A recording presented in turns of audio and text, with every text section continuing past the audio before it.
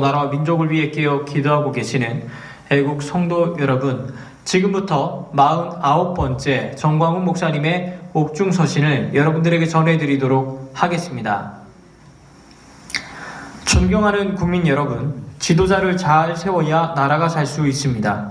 성경에는 지도자를 세우는 원리가 잘 나와 있습니다.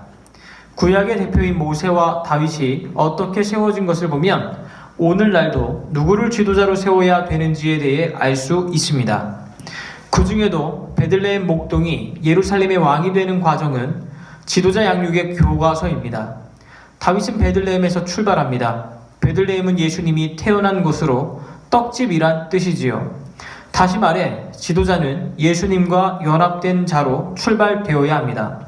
주님과 철저히 연합된 자가 진정한 지도자가 될 수 있다고 하는 것입니다.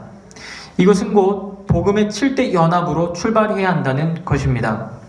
다윗 왕이 하나님의 보시기에 합당한 것은 양치는 자세에서 나타납니다. 이는 내게 합한 자라고 할 때 사무엘로부터 부름받기 전입니다. 그러면 하나님께 합한 자로 보여진 것은 양치는 자세에서 나타났다고 봐야 합니다. 자기 것이 아닌 아버지의 양이요 열심히 해도 형님들이 다 가져가는데도 양 한 마리를 위해 목숨을 걸고 사자의 턱수염을 잡고 싸우는 다윗이 하나님의 눈에 든 것입니다. 오늘날도 공동체를 위해 목숨을 거는 지도자가 필요합니다. 누가 나라와 교회를 위해 목숨을 거는지 살펴보시기를 바랍니다. 다음은 기름 부음이 분명해야 합니다. 하나님은 한 사람을 지도자로 세울 때 반드시 기름을 부어 세운다는 것입니다. 다윗은 사무엘로부터 성령의 기름 부음을 받았습니다.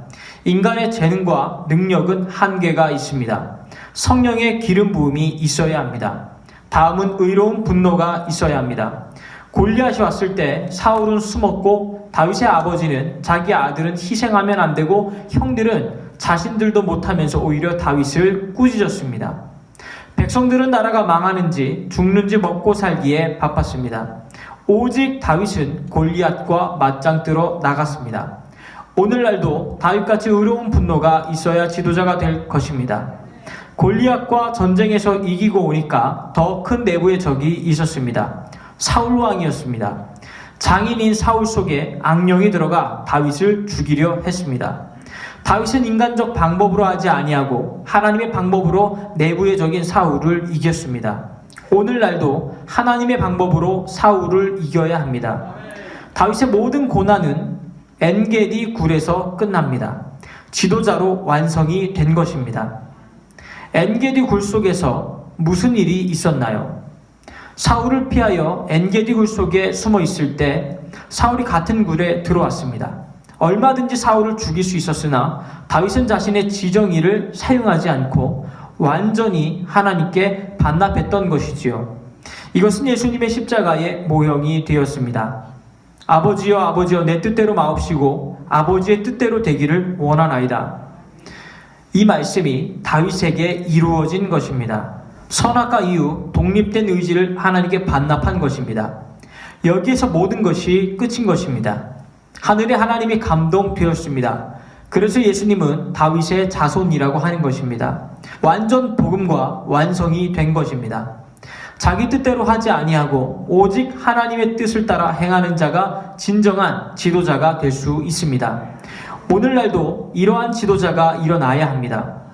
4.15 총선에서 누가 다윗과 가장 가까운 사람인지를 잘 살펴보고 지도자들을 선택해야 할 것입니다.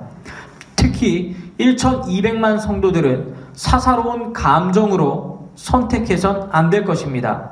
성경의 원리를 따라 지도자를 선택해야 합니다. 이번에 뽑히는 지도자들은 시대적으로 너무나 중요한 시기이기 때문에 더욱 그러합니다. 모든 국민은 자신의 선택에 대한 열매로 살 수밖에 없습니다.